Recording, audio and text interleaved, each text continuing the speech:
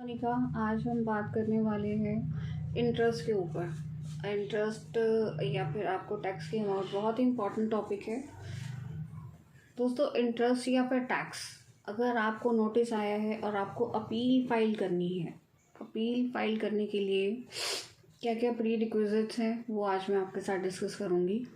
Appeal जब हम file GST की अपील की बात करेंगे, जीएसटी की जो अपील होती है दोस्तों, वो वैसे तो 90 डेज़ में फ़ाइल करनी होती है, बट अभी जो ऑर्डर आ रहे हैं उसके ऊपर लिखा हुआ 30 डेज़ के अंदर फ़ाइल करनी है। पहला तो ये प्री रिक्विजिट है, बहुत ज़रूरी है, ध्यान रखिएगा। क्या बात होती है, कई बार ना 90 डेज़ के चक्कर में हम ये भूल जाते हैं कि उस ऑर्डर के ऊपर क्या लिखा हुआ है, पर ध्यान रखिएगा। कई बार क्या होता है, ऑर्डर में 90 डेज़ भी स्पेसिफाइड होते हैं, वैसे एज़ पर एक 90 डेज़ है। वैसे यूजुअली जो ऑर्डर मेरे पास आया उन पे 30 डेज़ लिखा हुआ था। तो पहला पॉइंट ये याद रखने का है। उसके बाद आपको ऑनलाइन अपील फाइल करनी है, ये सेकंड प्री रिक्विजिट है।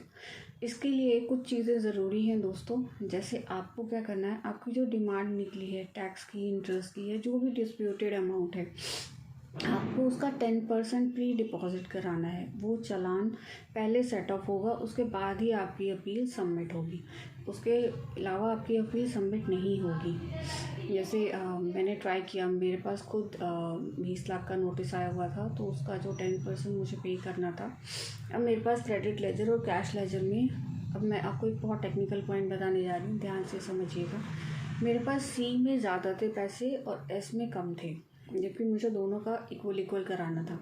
2 लाख रुपीज़ कराने थे मुझे, 1 लाख सी के, 1 लाख एस के। तो मैंने, जबकि मेरे पास सी में ज़्यादा थे, 3 लाख थे, और 2 में मेरे पास, एस में मेरे पास 50,000 थे। तो अब मैंने ट्राई किया, उसको सेट ऑफ करने की कोशिश की, लेकिन उसने अलाउ नहीं किया। मतलब आपको जब भी अपील में अपना प्री डिपॉजिट अमाउंट पे करना होता है, तो आपको उसके अंदर सेम अमाउंट, मतलब सी के अंदर उतनी अमाउंट होनी चाहिए जितनी आपकी रिक्वायर्ड है, और एस के अंदर भी उतनी अमाउंट होनी चाहिए जितनी आपकी रिक्वायर्ड है। ये जैसे मेरे साथ दिक्कत आई, ये दिक्कत आपके साथ भी आ सकती है कि अगर आपका सी में बैलेंस ज़्यादा है या एस में बैलेंस ज़्यादा है और आप उससे सेट ऑफ करने की कोशिश करें तो नहीं होगा दोस्तों। बहुत इंपॉर्टेंट पॉइंट है, ध्यान रखिएगा।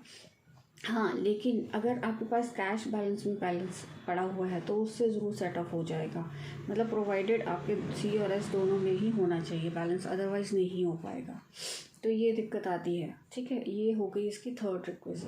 अब उसके बाद जब आप इसे सेट ऑफ कर लेंगे, फिर ऑनलाइन सबमिट कर देंगे, फिर उसके बाद क्या करना होता है दोस्तों, इस अपील को जो आपने ऑनलाइन सबमिट कराया ना, इसको 7 डेज़ के अंदर आपको ऑफलाइन जाके जमा कराना है। पूरा सेट जो भी आपने ऑनलाइन जमा कराया है, उसका एक फॉर्म भी निकलता है दोस्तों। जीएसटी का जो एप्लीकेशन होती है उसका एक फॉर्म निकलता है, वो भी आपको लगाना है। बाई चांस अगर आपकी अपील 7 डेज़ के अंदर नहीं जमा हुई तो क्या होगा, यहाँ पर एक क्वेश्चन उठता है। जैसे मेरे केस में भी हमारी 2 अपील्स जो थी वो लेट हो गई 3-4 दिन की वजह से। तो हमने क्या किया, अब इसका जेन्युइन जो भी आपकी दिक्कत हुई है, आप वो दिक्कत उन्हें बताएं। जैसे मेरे केस में तो हमारे एक रिलेटिव एक्सपायर हो गए, तो इसकी वजह से हम नहीं करा पाए, तो मैंने उनका डेथ सर्टिफिकेट और मेडिकल सर्टिफिकेट अपना, क्योंकि मैं बीमार भी हो गई थी, तो उसका भी साथ में लगाया। तो ऐसे आपको डॉक्यूमेंट साथ में लगा के वहाँ गार्ड में ही सबमिट कराना है। सारे डॉक्यूमेंट जब 7 डेज़ से 10 डेज़ जब भी आप सबमिट कराएं, सबमिट हो जाते हैं, उसके बाद आपको ऑफिसर एक डेट इंटीमेट करेगा किस डेट पर आपकी हियरिंग होगी। ध्यान रखिएगा, आप जब भी ये जो आप डॉक्यूमेंट सबमिट कराते हैं या फिर आप पर्सनल हियरिंग के लिए करते हैं, एक ना बहुत ज़्यादा एक डिपार्टमेंट ने एक ऑप्शन डाली तो है, लेकिन उसके अंदर टेक्निकल ग्लिच है। उसमें क्या है, आप जब अपनी हियरिंग के लिए लिखते हैं ना, तो उसमें ना नो लिखा आता है, प्री रिक्विजिट में ही नो लिखा आता है कि आपको पर्सनल हियरिंग नहीं चाहिए। आप उसमें स्पेसिफिकली लिख कर डालिएगा कि जी मुझे पर्सनल हियरिंग चाहिए, अदरवाइज़ आपको दिक्कत होगी, अदरवाइज़ आपको पर्सनल हियरिंग नहीं मिलेगी। तो ये चीज़ ध्यान रखिएगा, अदरवाइज़ आपको पर्सनल हियरिंग नहीं मिलेगी। 1 मिनट। हेलो। हाँ जी। हाँ जी।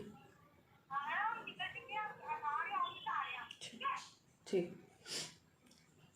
तो आपको पर्सनल हियरिंग नहीं मिलेगी अगर आप उसके अंदर नहीं लिखेंगे, क्योंकि वो ऑलरेडी ऑप्शन जो है ना वो टिक नज़र आती है, मतलब येस और नो के ऑप्शन पे नो में टिक नज़र आता है। तो वो येस पे ऑप्शन नहीं दी जा रही है, पता नहीं क्यों नहीं दी जा रही है डिपार्टमेंट की तरफ से, लेकिन अगर आप उसमें लिखेंगे तभी आपको उसमें अलाउ होगा। जैसे मैंने अपनी सारी हियरिंग्स के अंदर स्पेशली ये लिखा है कि मुझे पर्सनल हियरिंग चाहिए, क्योंकि जब आप उस फॉर्म को पूरा सबमिट कर देते हो ना तो लास्ट में वहाँ पे नो लिखा आ जाता है या आपको पर्सनल हियरिंग नहीं चाहिए। ऐसे ही जब आप एडिशनल नोटिस का रिप्लाई करते हैं, ये सारे नोटिस जो होते हैं ना दोस्तों व्यू एडिशनल नोटिस में आते हैं, यूज़र सर्विसेज में जाके व्यू एडिशनल नोटिस में आते हैं। तो व्यू एडिशनल नोटिस के अंदर आपको जब आप उसका ऑनलाइन अप्लाई करते हो तो उसमें भी यही ऑप्शन है, ये उसमें भी नो पे ही टिक होता है, मतलब हमें यस के लिए ऑप्शन नहीं दी जाती है। तो आप ध्यान से आप उसके अंदर स्पेशली लिख के डालिएगा कि मुझे हियरिंग चाहिए।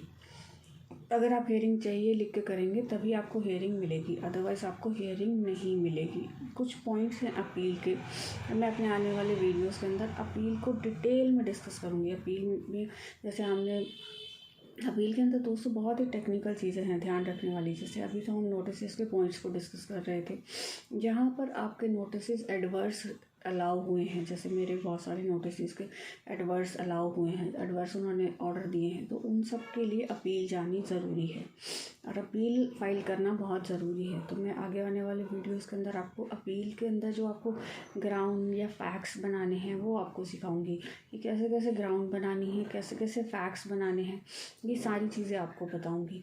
तो आई होप आपको ये जो अपील का प्रोसेस है ये समझ आ गया होगा। अगर फिर भी आपको कोई दिक्कत लगती है तो आप मुझे कमेंट में ज़रूर बताइएगा। तो मिलते हैं दोस्तों नेक्स्ट वीडियो में। Thank you.